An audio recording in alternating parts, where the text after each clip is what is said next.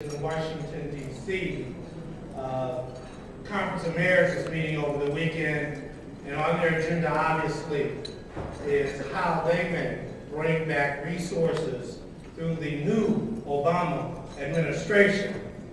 How they may be able to bring resources home that will affect our lives in our cities and in our towns throughout this nation.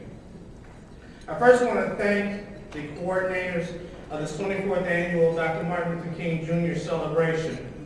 They do a fantastic job every year. The YMCA of Greater St. Louis, of which I am a member, although I don't look it. Please join me for a round of applause for Gary and Senior and the crew from the YMCA of Greater St. Louis.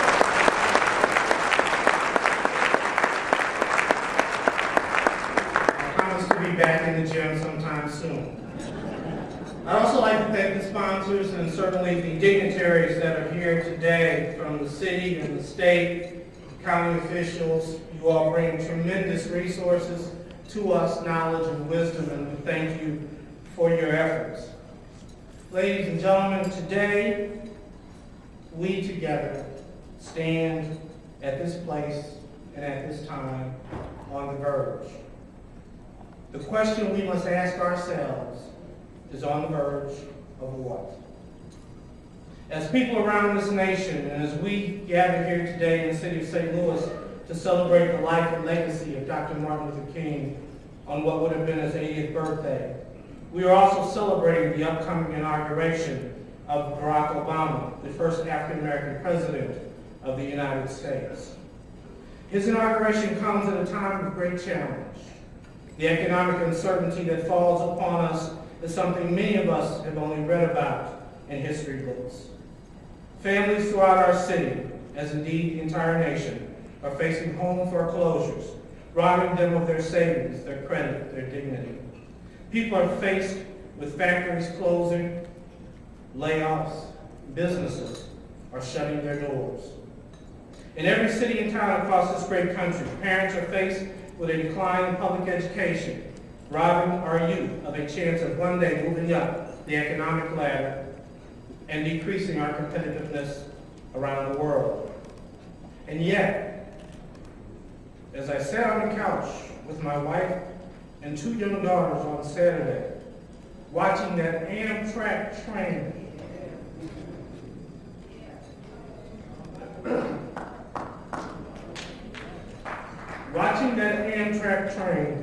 carry the president-elect across the Northeast, I could not help but have hope and optimism. Hope for now that we can pull together as a nation, and hope indeed for our future. The future that Dr. Martin Luther King Jr. envisioned many years ago. Could this nation, this state, this city be on the verge of greatness? Our time, as President-elect has told us many times, our time is now. But not our time of race, although I'm extremely proud that we have elected an African-American president, but rather our time of good people working together, making our nation, our state, and our city strong in a time of change and uncertainty.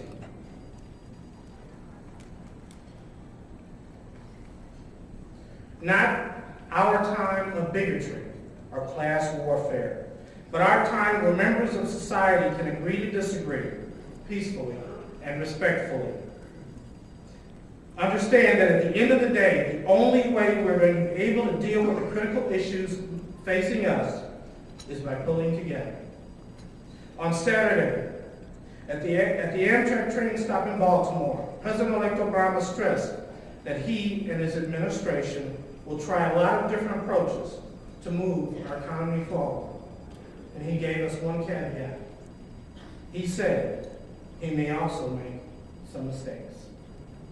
Simply, we must understand that this monumental task is taken up, from health care to employment to housing to our most monumental challenge of all, public education.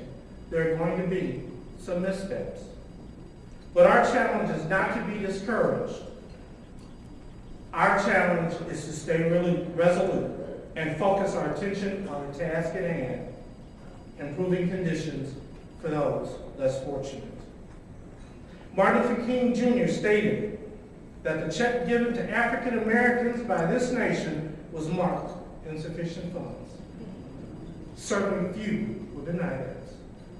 But by working together, staying vigilant, and understanding that each of us has a duty and an obligation to the whole, maybe finally we can begin to collect on that check. Thank you all for showing up here today. Thank you for celebrating the Martin Luther King birthday, and I hope you have a wonderful and honorable day. Thank you.